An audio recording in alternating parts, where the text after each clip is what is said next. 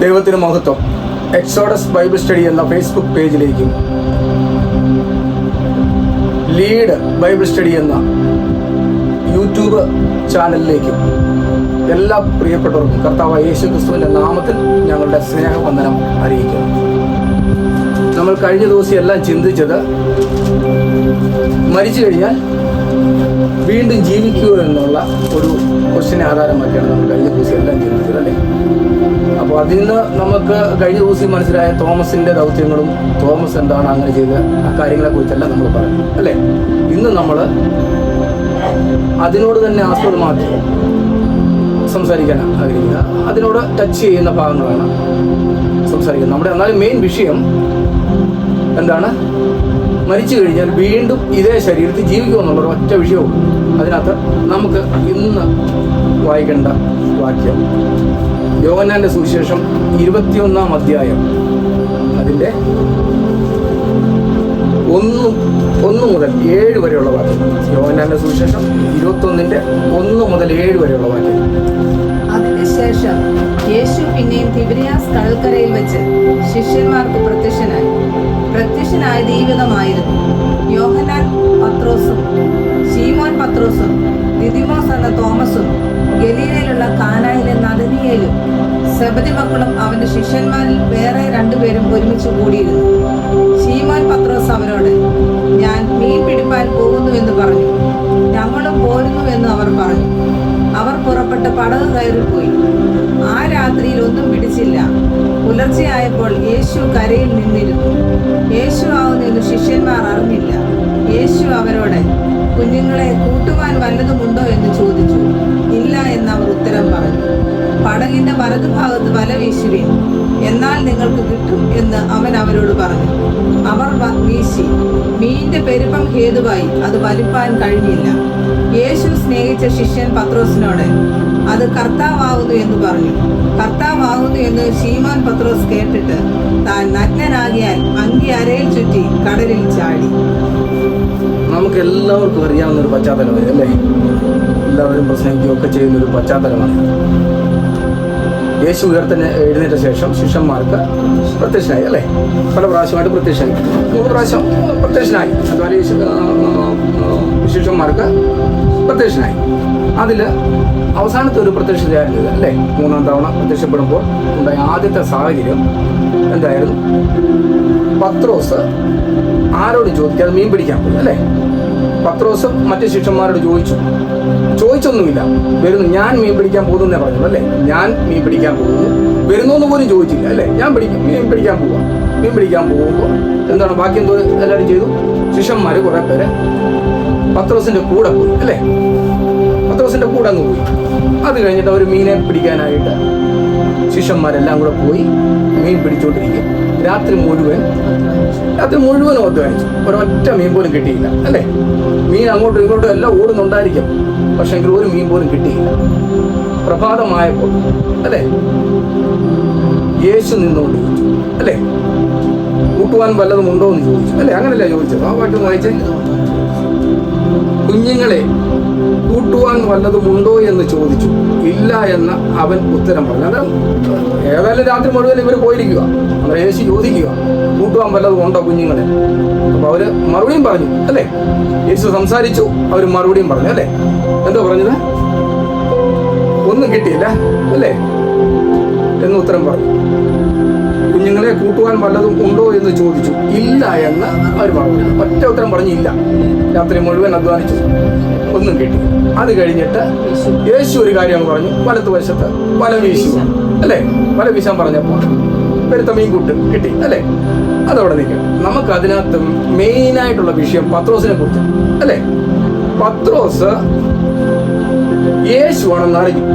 പത്രോസിനെ യേശു കൂടുതൽ സ്നേഹിക്കുന്ന ഈ കൂട്ടത്തിലുള്ള ഒരാൾക്ക് അറിയാം, അല്ലേ? എല്ലാവർക്കും അറിയാം പത്രോസിനെ കൂടുതൽ യേശു സ്നേഹിക്കുന്നുണ്ട്. അതിലൊരു ശിഷ്യൻ പറഞ്ഞു, പത്രോസെ, അത് യേശുവാ പറഞ്ഞത്, അല്ലേ? യേശുവാ. പത്രോസിന് സൗണ്ട് തിരിച്ചറിഞ്ഞതല്ലേ? നേരത്തെ പത്രോസിന് സൗണ്ട് തിരിച്ചു, പക്ഷെ എന്നിട്ടും പത്രോസ് കണ്ടിട്ടും മനസ്സിലായില്ല, സൗണ്ട് കേട്ടിട്ടും മനസ്സിലായില്ല. അന്നേരം കൂട്ടുകാരൻ പറഞ്ഞത് യേശു. മറ്റൊരു ശിഷ്യൻ പറഞ്ഞു യേശുവാണ്. അപ്പൊ എന്തുവാ? അത് കഴിഞ്ഞിട്ട് യേശു സ്നേഹിച്ച ശിഷ്യൻ അല്ലെ, യേശു സ്നേഹിച്ച ശിഷ്യൻ എന്ന് വേറൊരു ശിഷ്യൻ പറയുക പത്രോസിനോട് ചോദിച്ചു. അപ്പൊ എന്താ പറഞ്ഞ? കർത്താവാകുന്നു എന്ന് പറഞ്ഞു. കർത്താവാകുന്നു എന്ന് ശീമോൻ പത്രോസ് കേട്ടിട്ട് അല്ലെ, താൻ നഗ്നനാകയാൽ അങ്കി അരയിൽ ചുറ്റി കടലിൽ ചാടി അല്ലെ, അങ്കി അരയിൽ ചുറ്റി കടലിൽ ചാടി. എന്തൊരു സംഭവം. നമുക്ക് ചിന്തിക്കാം, എടാ യേശുവിനെ കണ്ടു കഴിഞ്ഞാൽ എന്തിനാ പത്രോസ് ഈ കടലിൽ ചാടേണ്ട കാര്യം? ബാക്കി ആരും ഇല്ലല്ലോ, ബാക്കി ആരും ചാടിയില്ലല്ലോ, പത്രോസ് മാത്രം തന്നെ ചാടിയത്. എടാ ശിഷ്യന്മാരുണ്ട്, തോമസ് ഉണ്ട് അല്ലെ, വലിയ മുഖ്യനായിട്ടുള്ള ആളുമുണ്ട്. ഈ പത്രോസ് മാത്രം തന്നെ കടലിൽ ചാടി. നമ്മൾ ചോദിക്കത്തില്ലേ, എടാ ഏതായാലും കടലിൽ ചാടുക യേശുവിനെ കണ്ടപ്പോൾ ബാക്കിയുള്ളവരും കൂടെ ചാടണ്ടേ? അല്ലെങ്കിൽ പത്രോസ് മാത്രം ചാടണം, അല്ലെങ്കിൽ പത്രോസ് ചാടാതിരിക്കണം അല്ലെ? ഒന്നും പത്രോസ് ചാടാതിരിക്കണം, അല്ലെങ്കിൽ ബാക്കിയുള്ളവർ ചാടാതിരിക്കണം. ഇത് പത്രോസ് ചാടിയപ്പോൾ പത്രോസിനുള്ള ഒറ്റ ഒരാൾ ചാടിയില്ല അല്ലെ, പത്രോസ് മാത്രമേ ചാടിയുള്ളൂ. യേശുവിനെ കണ്ട് പത്രോസ് മാത്രമേ ചാടിയുള്ളൂ. അതെന്താ കാരണം? നമുക്ക് ഒരു ചോദ്യമല്ലേ, പത്രോസ് മാത്രമല്ല ഈ ചാടിയത്? നമുക്ക് സ്വാഭാവികമായിട്ടുള്ളൊരു ചോദ്യം, പത്രോസ് മാത്രം എന്താ ചാടിയത് അല്ലെ? അപ്പൊ നമുക്ക് ഈ പത്രോസിനോട് ചോദിക്കാം അല്ലെ, പത്രോസ് നീ എന്നാ ചാടിയത്? എടാ നിന്റെ കൂടെയുള്ള കൂട്ടുകാരന്മാർ ഒറ്റ ഒരാളെ ചാടിയില്ല, ബാക്കി ശിഷ്യന്മാർ ഒറ്റ ഒരാൾ ചാടിയില്ല. നിനക്ക് എന്നാ ചാടാൻ കാരണം അല്ലെ? നീ പത്രോസിനെ കാണും, നിനക്ക് എങ്ങനെ മനസ്സിലായി നഗ്നനാണെന്ന് അല്ലെ? നഗ്നനാണെന്ന് നിനക്ക് എങ്ങനെ മനസ്സിലായി? നഗ്നനായ മാത്രമല്ല, അവൻ നഗ്നനാണെന്ന് യേശു കാണുന്നുണ്ടെന്ന് മനസ്സിലാക്കി, നഗ്നനാണെന്ന് മനസ്സിലാക്കി തന്റെ അങ്കി എടുത്ത് ചുറ്റി അല്ലെ, ആരെയും ചുറ്റിയിരുന്ന അങ്കി എടുത്ത് ചുറ്റിയിട്ട് കടലിൽ ചാടി. അപ്പൊ അങ്കി എടുത്ത് ചുറ്റി കടലിൽ ചാടി. എന്തൊരു ആയിക്കോട്ടെ, ഇദ്ദേഹത്തിന് എന്തിനാ ഈ കടലിൽ ചാടുന്ന കാര്യം? നമ്മൾ സ്വഭാവമായിട്ട് ചിന്തിക്കില്ലേ? നമ്മൾ എല്ലാവരും പറയും ആ കടലിൽ ചാടി എന്തിനാ? കടലിൽ ചത്തുപോകത്തില്ലേ? ആ പത്രോസിന് വലിയ നീന്തൊക്കെ അറിയാം അല്ലെ, അതൊക്കെ ശരിയാണ്. പക്ഷെങ്കിൽ കടലിൽ ചാടി ചത്തുപോകണം അല്ലെ? അപ്പം ഞാൻ പത്രോസിനെ വിളിച്ചു, പത്രോസ് നീ എന്തിനാ ഈ ചാടുന്നത്? നിനക്ക് എന്താവശ്യമാണ് ചാടേണ്ടത്? ചാടിയിട്ട് എന്ത് കിട്ടാനാ നിനക്ക്? നീ നഗ്നനാണെന്ന് നിന്നോട് ആര് പറഞ്ഞു അല്ലെ? നഗ്നനാണെന്ന് നിന്നോട് പറഞ്ഞു, നഗ്നനാണെന്ന് തോന്നിയോണ്ടല്ലേ നീ ചാടിയത് അല്ലെ? നഗ്നാണെന്ന് നിന്നോട് ആരും പറഞ്ഞില്ലല്ലോ അല്ലെ? ഒറ്റൊരെണ്ണം പറഞ്ഞില്ല, യേശു പറഞ്ഞില്ല നഗ്നനാണെന്ന്. പക്ഷെങ്കില് എന്താ ഈ പത്രോസ് ഇങ്ങനെ ചാടാനുള്ള കാരണം? എന്തെങ്കിലും ഒരു പിടിയുണ്ടോ? നമുക്ക് സ്വഭാവമായിട്ട് ചിന്തിച്ചു തുടങ്ങി നമുക്ക് അറിയത്തില്ലല്ലോ എന്തിനാ ചാടിയത്. അപ്പൊ ഞാൻ പത്രോസ് വിളിച്ചു, പത്രോസ് നീ എന്തിനാ ചാടിയത്? അപ്പൊ എന്നോട് പത്രോസ് ഒരു കാര്യം പറഞ്ഞു. എന്നോട് പറഞ്ഞു കുറെ വർഷം പുറകെ പോകാൻ പറഞ്ഞു. ഞാൻ പറഞ്ഞു പുറകെ എന്തിനാ പോകുന്നത്? ഇപ്പം നടക്കുന്ന കാര്യത്തിന് അങ്ങ് പറഞ്ഞാൽ പോലെ. അത് പറഞ്ഞാൽ നോക്കത്തില്ല, വിവരങ്ങൾ അറിയണ്ടേ, സംഭവങ്ങൾ അറിയണമല്ലോ. നഗ്നനാണെന്ന് തോന്നാനുള്ള കാരണം വേറും അറിയണമല്ലോ. അപ്പൊ എന്നോട് പത്രോസ് പറഞ്ഞു പുറയിലോട്ട് വരാൻ പറഞ്ഞു. കുറെ വർഷങ്ങൾക്ക് മുൻപ് പുറയിലോട്ട് വരാൻ പറഞ്ഞു. ഞാൻ ചോദിച്ചു പുറയിലോട്ട് എവിടെ വരെ വരണം? പറഞ്ഞു ഉൽപ്പത്തി പുസ്തകത്തിലോട്ട് വരാൻ പറഞ്ഞു. നമുക്ക് വായിക്കാം. ഉൽപ്പത്തി പുസ്തകം 3-ാം അധ്യായം 7 മുതൽ 11 വരെയുള്ള വാക്യം. ഉടനെ ഇരുവരുടെയും കണ്ണു തുറന്നു, തങ്ങൾ നഗ്നരെന്നറിഞ്ഞു. അത്തിയില കൂട്ടിത്തുന്നി തങ്ങൾക്ക് അരയാട ഉണ്ടാക്കി. വെയിലാറിയപ്പോൾ യഹോവയായ ദൈവം തോട്ടത്തിൽ നടക്കുന്ന ഒച്ച അവർ കേട്ടു. മനുഷ്യനും ഭാര്യയും യഹോവയായ ദൈവം തങ്ങളെ കാണാതിരിപ്പാൻ തോട്ടത്തിലെ വൃക്ഷങ്ങളുടെ ഇടയിൽ ഒളിച്ചു. യഹോവയായ ദൈവം മനുഷ്യനെ വിളിച്ചു, നീ എവിടെ എന്ന് ചോദിച്ചു. തോട്ടത്തിൽ നിന്റെ ഒച്ച കേട്ടിട്ട് ഞാൻ നഗ്നനാകൊണ്ട് ഭയപ്പെട്ട് ഒളിച്ചു എന്ന് അവൻ പറഞ്ഞു. നീ നഗ്നനെന്ന് നിന്നോട് ആർ പറഞ്ഞു? തിന്നരുതെന്ന് ഞാൻ നിന്നോട് കൽപ്പിച്ച വൃക്ഷഫലം നീ തിന്നുമോ എന്ന് അവൻ ചോദിച്ചു. പത്രോസ് എന്നോട് പറഞ്ഞു ഇങ്ങോട്ട് പോരെ, ഇതാ പറയുന്നു നഗ്നനാണെന്ന് നിന്നോട് ആര് പറഞ്ഞു? ഒന്ന് യേശു പറഞ്ഞില്ല, പത്രോസിനോട് നഗ്നനാണെന്ന് പറഞ്ഞില്ല. പറഞ്ഞോ? ഇവിടെ യഹോവയായ ദൈവം ആദാമിനോടും ഹവ്വായും അല്ലെ, മനുഷ്യനോടും സ്ത്രീയോടും പറഞ്ഞത് നിന്നോട് നഗ്നനാണെന്ന് ആര് പറഞ്ഞു അല്ലെ? ഇത് നഗ്നനാണെന്ന് സ്വയം അറിഞ്ഞുകൊണ്ട് ചാടി, കടലിൽ ചാടി. ഇവിടെ നഗ്നനാണെന്ന് പറഞ്ഞുകൊണ്ട് ഒളിച്ചിരിക്കാൻ പറ്റും അല്ലെ? അതല്ലേ അവരാ അത്തിയില കൊണ്ട് ഒക്കെ ഉണ്ടാക്കി നാണം മറച്ചെങ്കിൽ അത് ഒക്കുന്നില്ല. അപ്പോൾ അതിന്റെ 21-ാം വാക്യം കൂടെ വായിക്കും. 33:21.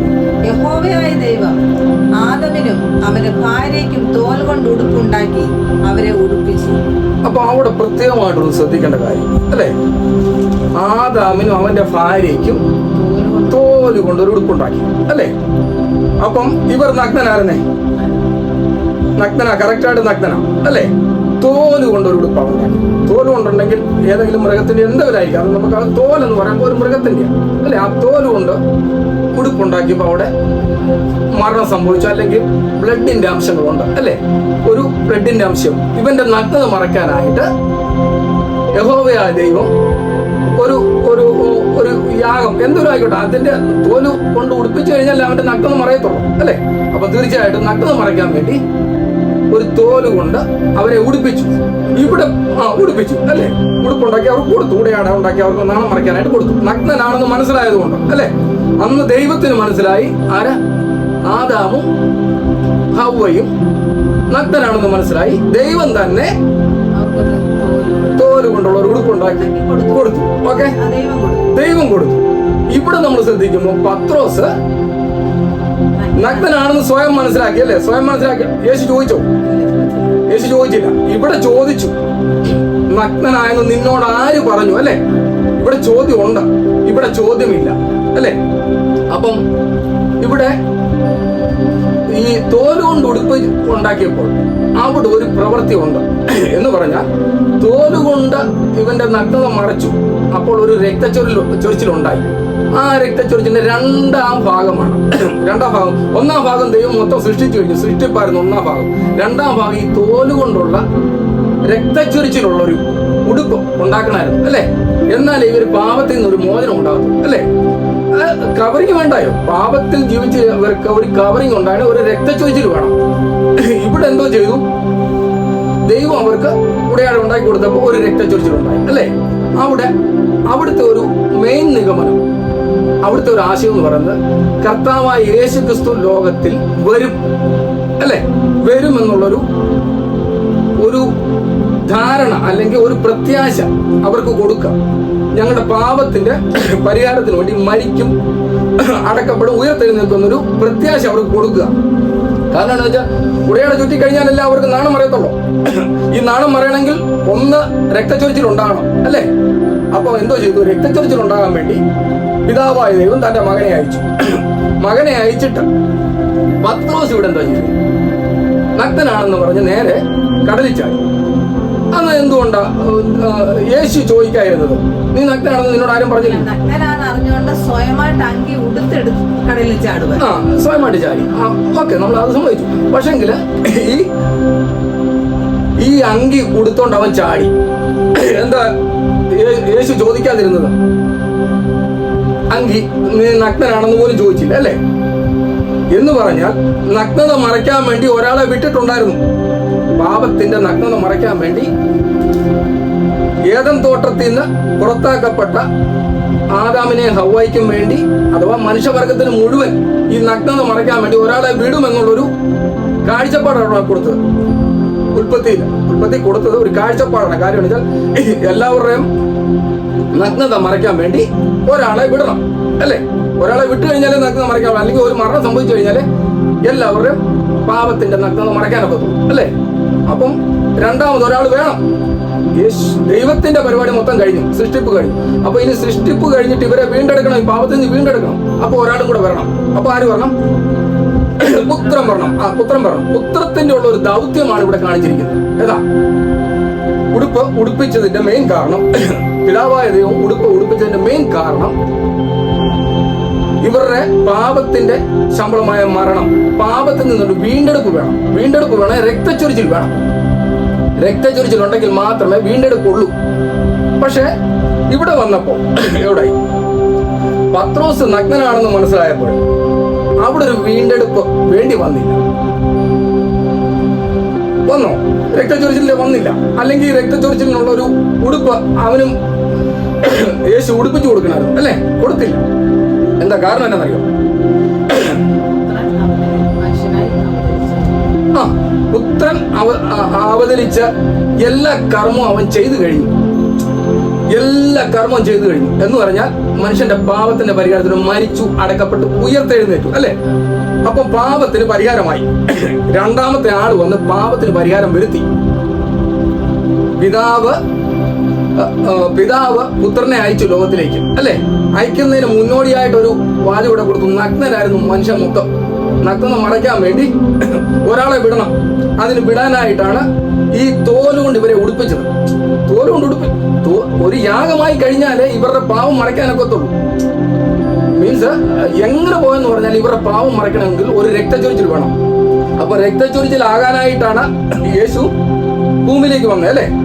അപ്പൊ ഭൂമിയിലേക്ക് വരുമ്പോൾ ഈ രക്തച്ചൊരിച്ചിൽ മാറ്റണമെന്നുണ്ടെങ്കിൽ ഒരാൾ വരണം. ആ ഒരാള് യേശുവായിട്ട് വന്നു, അല്ലേ? ഈ ഭൂമിയിൽ വന്നിട്ട് രക്തച്ചൊരിച്ചിൽ നടത്തി മനുഷ്യവർഗത്തിന്റെ പാപത്തിന്റെ പരിഹാരത്തിനായി മൊത്തം പേരുടെ പാവം വഹിച്ചുകൊണ്ട് മരിച്ചു, അല്ലേ? മരിച്ചു, അടക്കപ്പെട്ട, ഉയർത്തെഴുന്നേറ്റു, അല്ലേ? അപ്പം വീണ്ടും എന്തുകൊണ്ടാണ് ഈ പത്രോസ് ചാടിയപ്പോ ഈ അങ്കി ചുറ്റിമിച്ച് ചാടിയത്? അങ്കി എന്തിനാ ചുറ്റിമിച്ച് ചാടിയത്? അപ്പൊ ഞാൻ ഒരു കാര്യം പറയാം. ഈ അങ്കി ചുറ്റിയതിന്റെ കാരണം മെയിനായിട്ട് ഒന്ന്, പിതാവ് ഏൽപ്പിച്ച ഒരു ദൗത്യം ഇവിടെ പുത്രൻ നിറവേറ്റി. നഗ്നരാകുന്നവരെ മൊത്തം നാണം മറപ്പിച്ചു എന്ന് പറഞ്ഞാൽ ക്രൂശിലെ രക്തം കൊണ്ട് മുഴുവൻ പേരുടെ പാപത്തിനൊരു പരിഹാരം വരുത്തി. അപ്പൊ ദൈവപുത്രനായ യേശുവിന്റെ പരിപാടി മൊത്തം അവിടെ കഴിഞ്ഞു. മനസ്സിലായില്ലേ? യേശുവിന്റെ പരിപാടി അവിടെ കഴിഞ്ഞു. യേശുവിന്റെ പരിപാടി കഴിഞ്ഞതുകൊണ്ടാണ് പിതാവായ ദൈവം പണ്ട് പറഞ്ഞത്, അത് ആദാമിനെ അവയെ തോലുരിപ്പിച്ചു, തോല് കൊണ്ട് ഉടുപ്പുടുപ്പിച്ചപ്പോ ദൈവത്തിന്റെ പരിപാടി മൊത്തം കഴിഞ്ഞു. സൃഷ്ടിപ്പ് മാത്രമുള്ള പരിപാടി. ഇനി സൃഷ്ടിച്ച ആള് ഈ സൃഷ്ടിയെ ഇനി വീണ്ടെടുക്കണം, സൃഷ്ടിയെ മുഴുവൻ വീണ്ടെടുക്കണം. അപ്പൊ സൃഷ്ടിയെ വീണ്ടെടുക്കണം ഒരാൾ വരണം. അപ്പൊ യേശു ഇവിടെ വന്നു കഴിഞ്ഞപ്പോ ഇനി ഈ പാപത്തിൽ ജീവിക്കുന്ന മനുഷ്യന് ഈ ഉടയാട ചുറ്റേണ്ട കാര്യമില്ല. അതായത് വീണ്ടും ഒരാൾ മരിക്കേണ്ട കാര്യമില്ല, ഇനി പാപമില്ല. അപ്പം വേറെ ഒരാൾ വരണമല്ലോ. ഒരാള് വരുന്നതിന് വേണ്ടിയുള്ള മുന്നോടിയാണിത്. മനസ്സിലായോ? ഒരാൾ വരണം. ഒരാൾ ഇവിടുന്ന് പോയപ്പെടല്ലേ ഒരാൾക്ക് വരാൻ വേണ്ടിയല്ലേ ഇവിടെ നാണം മറയ്ക്കാൻ ഉടുപ്പ് കൊടുത്തത്? ഏതാ? രക്തം കൊണ്ടുള്ളൊരു ഉടയാട ഉണ്ടാക്കി കൊടുത്തത് എന്തിനാ? ഇവരുടെ നാണം മറയ്ക്കാൻ വേണ്ടിയാ. അപ്പൊ നാണം മറയ്ക്കാൻ വേണ്ടി ഉടയാട ഉണ്ടാക്കി കൊടുത്തപ്പോൾ ഇവിടെ പത്രോസിന്റെ അടുക്ക വന്നപ്പോൾ അവന് നാണം തോന്നിയില്ല. അവനാ നാണം തോന്നിയേ, യേശു ചോദിച്ചില്ല. ഇവിടെ ഒരു കാര്യമുണ്ട്, ദൈവം ചോദിച്ചു, നഗ്നനാണെന്ന് നിന്നോട് ആര് പറഞ്ഞു? ഇവിടെ ചോദിച്ചില്ല. ചോദിക്കാത്തതിന്റെ കാരണം ഇവന്റെ നഗ്നത മറച്ചു കഴിഞ്ഞു. യേശു ഇവന്റെ നഗ്നത മുഴുവൻ മറച്ചു. പറഞ്ഞു മനസ്സിലായില്ലേ? പാപത്തിന്റെ നഗ്നത മൊത്തം മറച്ചു കഴിഞ്ഞപ്പം യേശുവിന്റെ പരിപാടി കംപ്ലീറ്റ് നിർത്തി എന്ന് പറഞ്ഞാൽ അവിടെ കൊണ്ട് തീർന്നു. യേശുവിന് ഇനിയും ചെയ്യാനുള്ളത് ഒരാളെ ഇങ്ങോട്ട് വരുത്തണം. ആ വരുത്താൻ വേണ്ടിയുള്ള പരിപാടിയാണ് ഇവൻ കടലിൽ ചാടിയത്. പരിശുദ്ധാത്മാവ് എന്ന ദാനം, അല്ലെ, പ്രാപിച്ചു കഴിഞ്ഞാൽ ഈ പാപത്തെ കുറിച്ചും നീതിയെ കുറിച്ചും ബോധം വരുന്നു. ഈ ഉടയാട ഇവനങ്ങ് ചുറ്റിയിട്ടാണ് വെള്ളത്തിൽ ചാടിയത്. അതായത് പാപത്തിന്റെ പരിഹാരത്തിന് വേണ്ടി യേശു മരിച്ച് അടക്കപ്പെട്ട് ഉയർത്തെഴുന്നേറ്റപ്പോൾ യേശുവിന്റെ പരിപാടി കംപ്ലീറ്റ് തീർന്നു. ഇനിയിപ്പം ചെയ്യേണ്ട പരിപാടി എന്ന് പറഞ്ഞാൽ ആരാ? പരിശുദ്ധാത്മാവ്. ആദ്യമായിട്ട് പരിശുദ്ധാത്മാവ് എന്ന് പറഞ്ഞത് പത്രോസ്. സംശയമുണ്ടോ? ഞാൻ ചോദിക്കട്ടെ, യേശു പോയി കഴിഞ്ഞ പിന്നെ യേശുവിന്റെ മേൽ പരിശുദ്ധാത്മാവ് ഉണ്ട്, അല്ലേ? സ്നാനം കഴിക്കാൻ വന്ന് പ്രാവുന്ന രൂപത്തിൽ വന്നു, അല്ലേ? പരിശുദ്ധാത്മാവ് ഉണ്ട്. ഈ യേശുവിന്റെ കൂടെ നടന്ന ആരെങ്കിലും പരിശുദ്ധാത്മാവ് പ്രാപിച്ചായിട്ട് ആരെങ്കിലും കേട്ടോ? ബൈബിളിൽ പറയുന്നു യേശു മരിച്ചതിന് ശേഷമാണ് പരിശുദ്ധാത്മാവ് നിറയുന്നത്, അല്ലേ? ആണേ. ഇപ്പൊ അതിനൊരു മുന്നോടിയായിട്ടാണ് ഈ പത്രോസ് കടലിലേക്ക് ചാടിയത്. പണ്ട് നഗ്നത മറയ്ക്കാൻ വേണ്ടി ദൈവം ഉടയാടി ഉണ്ടാക്കി കൊടുത്തു, തോലുകൊണ്ടുള്ളത്. ഒരു മരണം സംഭവിച്ചു. ഇവിടെ തോലുകൊണ്ടുള്ള ഉടയാടി ഉണ്ടാക്കി കൊടുക്കണ്ട പത്രോസിന്.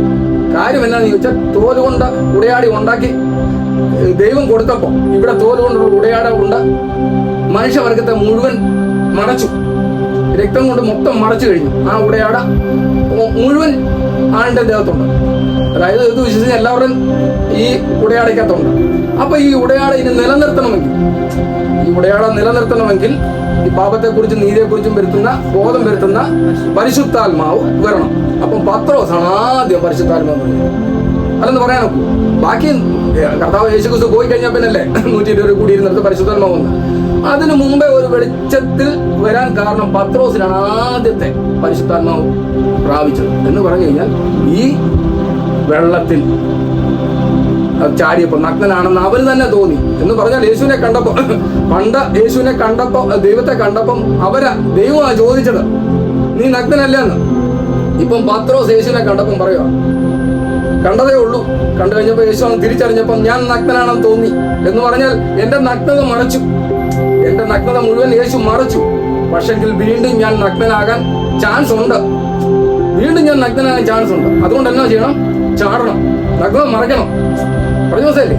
ഇനി യേശു വന്നു കഴിഞ്ഞപ്പോ എല്ലാ കാര്യങ്ങളും ചെയ്തില്ലേ? എല്ലാവർക്കും ഉടുപ്പിന്റെ മൃഗത്തിന്റെ തോല് കൊണ്ട് ഉടയാട ഉണ്ടാക്കി എന്ന് പറഞ്ഞാൽ ഒരു മരണം സംഭവിച്ചു. കർത്താവ് യേശു ക്രിസ്തു നമുക്ക് വേണ്ടി മൊത്തം ഉടയാട ഉണ്ടാക്കി തന്നു, എല്ലാവർക്കും വേണ്ടി, അല്ലെ? എല്ലാവർക്കും വേണ്ടി ഉണ്ടാക്കി തന്നപ്പോൾ ആ ഉടയാടയിൽ അവൻ അണിഞ്ഞു കഴിഞ്ഞപ്പോൾ ഇത് നിലനിർത്തണം. യേശുവിന്റെ പരിപാടി അവിടെ ക്ലോസ് ആയി. അപ്പൊ ഇനി പരിശുദ്ധാത്മാവ് വരണം, അല്ലെ? പരിശുദ്ധാത്മാവ് വന്നാൽ ഇവരെ നിയന്ത്രിക്കാനൊക്കെ തോന്നും.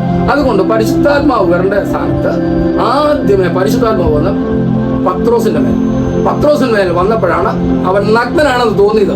പണ്ട് നഗ്നത അവിടെ കിടക്കുന്നേ ഉള്ളൂ.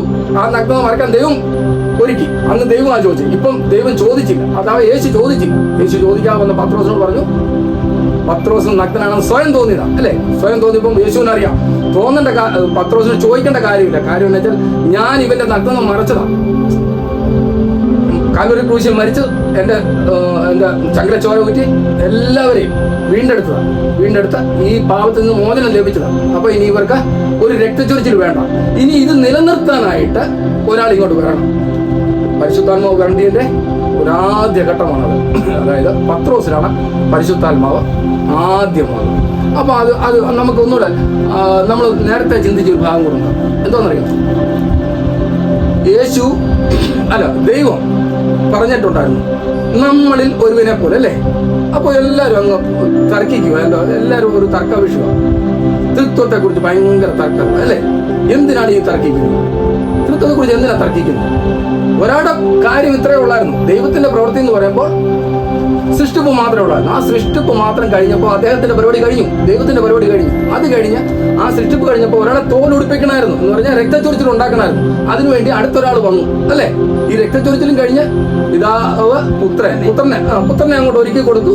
പുത്രൻ മൊത്തം പേരുടെ യാഗമായി തീർന്നു, അല്ലെ? മുഴുവൻ പേരുടെ യാഗമായി തീർന്നു കഴിഞ്ഞപ്പോൾ അവിടെ രക്തച്ചൊരിച്ചിലും കഴിഞ്ഞു, അല്ലെ? ഇനി പരിശുദ്ധാത്മാവ് ഒരാൾക്ക് ഇവിടെ രംഗപ്രവേശനം ചെയ്യണം, അല്ലെ? എന്നാലും ഈ കാര്യങ്ങൾ ബാക്കിയുണ്ട്. അതായത് ഈ പാപത്തിൽ വീണ്ടും വീണു പോകും. പത്രോസ് അതുകൊണ്ടല്ലേ ചാടിയത്. ഞാൻ വീണ്ടും പാപത്തിൽ വീണു പോകും. പത്രോസിനറിയാം ഈ പാപത്തിൽ വീഴാതിരിക്കാൻ വേണ്ടിയാണ് ഞാൻ ഈ കടലിൽ ചാടിയത്. പറഞ്ഞു, പാപത്തിൽ വീഴാതിരിക്കാൻ വേണ്ടി ഈ കടലിൽ ചാടിയത്. അപ്പം പരിശുദ്ധാത്മാവിന്റെ വരുന്ന ഒരു പ്രക്രിയയാണ് അവൻ കടലിലേക്ക് ചാടിയതിന്റെ മെയിൻ കാരണം, അല്ലേ? പരിശുദ്ധാത്മാവ് പ്രാപിച്ചു കഴിഞ്ഞാൽ ഇനി നിലനിൽപ്പുള്ളൂ.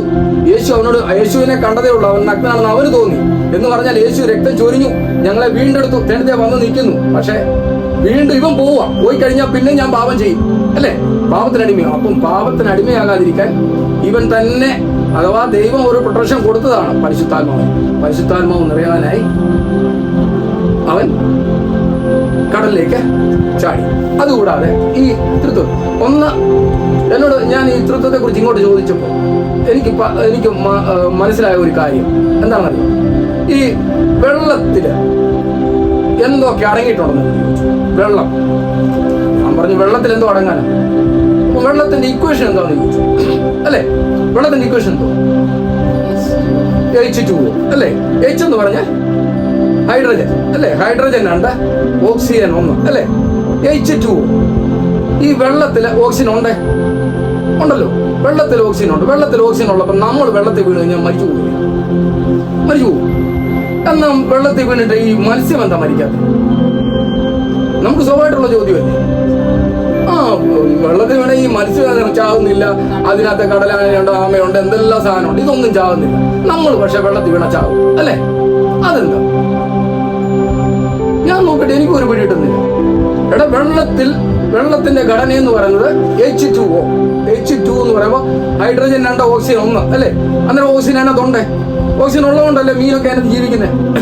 പക്ഷെ നമുക്ക് ഓക്സിജൻ ഉണ്ടായിട്ട് അതിനകത്ത് ജീവിക്കാൻ ഒക്കുന്നില്ല. അപ്പൊ എന്നോട് പറഞ്ഞത് ഓക്സിജൻ ഉണ്ടെങ്കിൽ ജീവിക്കാം, എല്ലാ സാഹചര്യത്തിലും ജീവിക്കാം. ദൈവം അതാണ്, എല്ലാം അതിനകത്ത് അടങ്ങിയിട്ടുണ്ട്.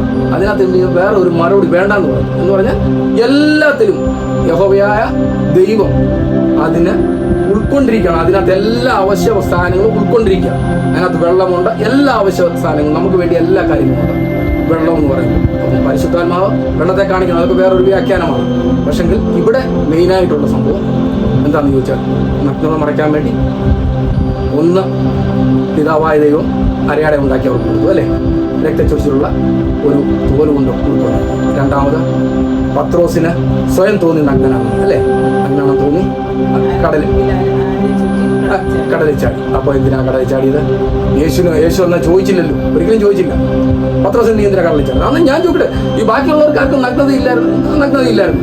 ഇവന് മാത്രം എന്നാ തോന്നി, പത്രോസിന് മാത്രം എന്നാ തോന്നി, ബാക്കിയുള്ളവരും കടലിൽ ചാടിയില്ലല്ലോ. അപ്പോൾ ഒന്നാമത്തെ നിയോഗം എന്ന് പറയുന്നത്, ഒരു നിയോഗം പത്രോസിന് കൊടുത്ത് പരിശുദ്ധാത്മാവ് ആദ്യമായിട്ട് നിറഞ്ഞത് ആരാന്ന്? പത്രോസ്. അതിന്റെ മെയിൻ കാരണം, ചാടാനുണ്ടായ കാരണം പത്രോസിലൂടെ ദൈവപ്രവൃത്തി അവിടെ വെളിപ്പെടണം. അതായത് ദൈവാത്മാവ് ഈ ഭൂമിയിലേക്ക് വരണം. ഒന്നാമത് പത്രോസിലാണ് ദൈവത്തിന്റെ ആത്മാവ് വന്നത്. മനുഷ്യനിൽ പറഞ്ഞ മനസ്സിലായി, മനുഷ്യനിൽ ദൈവത്തിന്റെ ആത്മാവ്, പരിശുദ്ധ ആത്മാവ് ആദ്യമേ വന്ന വ്യക്തി പത്രോസ്. അതുകൊണ്ടാണ് അവിടെ അവൻ എന്തോ ചെയ്തത്? കടലിൽ ചാടി. അപ്പോൾ ഇതിനകത്തെ മെയിൻ ഭാഗം എന്ന് പറഞ്ഞാൽ നഗ്നത മറയ്ക്കാൻ വേണ്ടി പത്രോസ് കടലിൽ ചാടിയതിന്റെ മെയിൻ കാരണം ഒരാളൂടെ രംഗപ്രവേശനം ചെയ്യണം, പരിശുദ്ധൻ അല്ലേ. അപ്പോൾ 3 പേരായി, പിതാവ്, പുത്രൻ, പരിശുദ്ധൻ. അപ്പോൾ അതാ പറഞ്ഞ ഞങ്ങളിൽ ഒരുവനെ പോലെ, നമ്മളിൽ ഒരുവനെ പോലെ. അപ്പോൾ നമ്മളെന്ന് പറയുമ്പോൾ ഞാൻ നേരത്തെ പറഞ്ഞായിരുന്നു, 1-2 പേര് കാണും അല്ലേ, ഒരാളല്ല, ബഹുവചനം, സിംഗിൾ വചനം അല്ലല്ലേ. അപ്പം നമ്മളിൽ ഒരാളെ പോലെ ആകണമെന്നുണ്ടെങ്കിൽ 1 പരിശുദ്ധാത്മാവ്, 2 യേശു, 3 ദൈവം. ഇവർ 3 പേരും ഉണ്ടെങ്കിൽ മാത്രമേ, 3 പേരും വന്നു കഴിഞ്ഞാൽ മാത്രമേ എല്ലാ കാര്യങ്ങളും ദൈവം പറഞ്ഞ വാഗ്ദത്തം പർദീസയിലെത്തുവാനോ അല്ലെങ്കിൽ വീണ്ടും ഇതേ ശരീരത്തിൽ മരിച്ചു കഴിഞ്ഞാൽ ജീവിക്കുമോ എന്നുള്ള പ്രവൃത്തി വെളിപ്പെടണമെങ്കിൽ ഈ 3ാമത്തെ പരിശുദ്ധാത്മാവിലൂടെ വരണം. അതിനാണ് ഇവിടെ പത്രോസ് കടലിൽ ചാടി അല്ലേ. പത്രോസ് കടലിൽ ചാടിയതിന്റെ മെയിൻ ഉദ്ദേശം പരിശുദ്ധാത്മാവ്.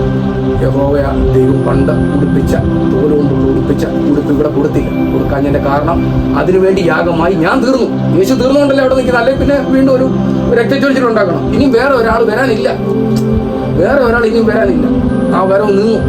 അതായത് യേശുവിലൂടെ 2ാമത്തെ പ്രവൃത്തി, ദൈവിക പ്രവൃത്തി വെളിപ്പെട്ടു എന്ന് പറഞ്ഞാൽ യേശു പാപത്തിന്റെ പരിഹാരത്തിന് വേണ്ടി മുഴുവൻ ജനങ്ങൾക്ക് വേണ്ടി മരിച്ചു അടക്കപ്പെട്ട് ഉയർത്തെഴുന്നേറ്റു. അപ്പോൾ 3ാമത്തെ ഒരാള് പരിശുദ്ധാത്മാവ് രംഗപ്രവേശനം ചെയ്യണമെന്നുണ്ടെങ്കിൽ പത്രോസ് യേശു നിൽക്കുമ്പോൾ കടലിൽ ചാടി ഒക്കത്തു എന്ന് പറഞ്ഞാൽ പരിശുദ്ധാത്മാവ് നിറയണോ എന്ന് പറഞ്ഞാൽ അവന്റെ വ്യാപാരം അവിടെ തുടങ്ങണം. ഞാൻ പോവുക, യേശു പോവല്ലേ, പോകുന്നതിനിപ്പുറമല്ലേ ഇവരെ കാണുന്നേ. അപ്പം പോയി കഴിഞ്ഞാൽ വേറെ ഒരാൾ വരണം. അപ്പൊ അതിനുള്ള മുന്നൊരുക്കങ്ങൾ ഇവിടെ കൊടുത്തു. എവിടെ? പത്രോസ് ഇവിടെ കൊടുത്തു. ഇതാണ് അതിനകത്തെ മെയിൻ സംഭവം. മനസ്സിലായോ? അപ്പോൾ നമുക്ക് ഇന്നത്തെ ഇവിടെ വൈൻഡപ്പ് ചെയ്യാം. തുടർന്നുള്ള ചിന്തകൾ നമ്മുടെ എന്നാലും മെയിൻ വിഷയം എന്താണ്? മരിച്ചു കഴിഞ്ഞാൽ വീണ്ടും ഇതേ ശരീരത്തിൽ ജീവിക്കുമോ എന്നുള്ള വിഷയമാണ്. അപ്പം എല്ലാവർക്കും തുടർന്നും നമുക്ക് വചനത്തിന് മുൻപിൽ ഒക്കെ ആയിരിക്കാം. വീണ്ടും നമ്മൾ ദൈവത്തിൻ്റെ മുന്നിൽ ആയിരിക്കുമ്പോൾ നമ്മളെ എല്ലാവരെയും ദൈവം സഹായിക്കട്ടെ. തുടർന്ന് ഞങ്ങളുടെ ദൈവവചന പഠനങ്ങൾ എല്ലാവരും ഒന്ന് ശ്രദ്ധിക്കുകയാണെങ്കിൽ നല്ലതാണ്. എല്ലാവർക്കും മനസ്സിലാകത്തക്ക രീതിയിൽ പറയുവാൻ ഞങ്ങൾ കൂടുതലും ശ്രമിക്കാം. ദൈവം എല്ലാവരെയും അനുഗ്രഹിക്കട്ടെ. ആമേൻ.